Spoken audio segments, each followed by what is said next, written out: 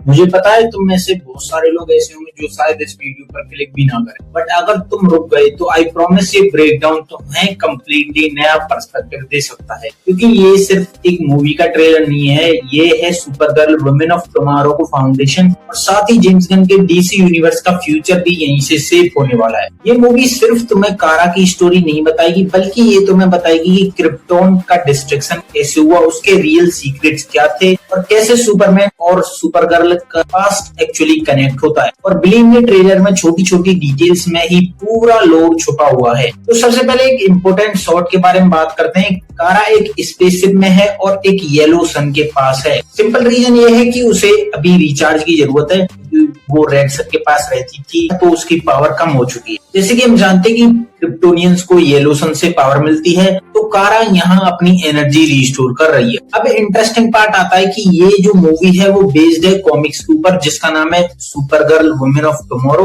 और कॉमिक्स में कारा का जो कैरेक्टर है वो परफेक्ट हीरो नहीं है, वो ब्रोकन है, इमोशनली डैमेज है, कभी कभी चढ़ा भी लेती है, मतलब पी भी लेती है, क्योंकि उसको लगता है कि वो अपने कजिन सुपरमैन के लिए कुछ नहीं कर पाई। इसीलिए वो इंटेंशनली वैसे प्लेनेट पर जाती है जहाँ रेड सन हो। रेड सन से जैसे कि हम जानती हैं कि क्रिप्टोनियंस की पावर वीक हो जाती है, ताकि वो थोड़ी बहुत पी सके अपने आप को इफेक्ट करने के लिए। ट्रेलर में हमें सुपरमैन का मैसेज भी दिखता है, वो कारा को अर्थ आने के लिए बोल रहा होता है, बट कारा को उससे कोई फर्क नहीं पड़ता। और सबसे बड़ा ट्विस्ट यहाँ पे आता है क्रिप्टो। कॉमिक्स में क्रिप्टो जैसे कि हम जानते हैं सुपरमैन का डॉग होता है, लेकिन डीसीयू में इसका थोड़ा सा उल्टा है। क्रिप्टो यहाँ पे सुपरगर्ल का पेट है, मतलब टाइमलाइन में रिलेशनशिप चेंज हो चुके हैं। अब बात करते हैं अपने क्रिप्टोन के बारे में। तो ट्रेलर में हम देखते हैं सफेद कपड़ों में कुछ लोग घूम रहे होते हैं इमोशनल वाइब के साथ, जिसे हम देख सकते हैं कि वो एक फ्यूनरल टाइप सीक्वेंस हो सकता है। यहाँ आप इंट्रोड्यूस होता है जोरेल, जो कि कारा का पिता है।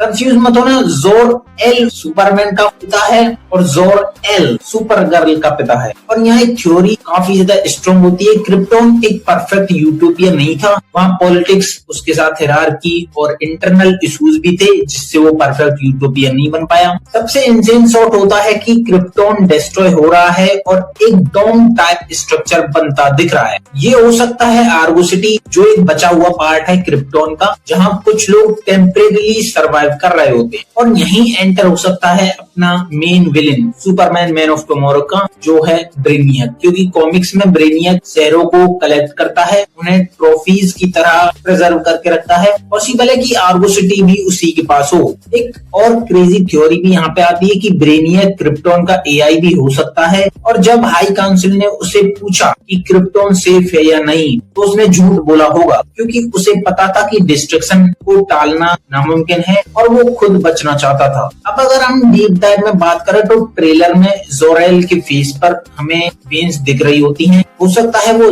पॉइजन हो या रेडिएशन। कॉमिक्स के रेफरेंस से देखे तो क्रिप्टोन का जो कोर होता है उसमें क्रिप्टोनाइट फॉर्म होने लगता है, रेडिएशन फैल जाती है, लोग स्लोली मरने लगते हैं। इसीलिए कारा कहती है कि Krypton did not die in a day. और जब प्लेनेट एक्सप्लोड होता है, क्रिप्टोनाइट के पीसेस जो होते हैं वो पूरी गैलेक्सी में फैल जाते हैं और इसी तरह वो अर्थ पर भी आ जाते हैं। एक और डिटेल हमें देखने को मिलती है, कारा अब एक स्पेसशिप यूज कर रही होती है। अब ऐसा क्यों है?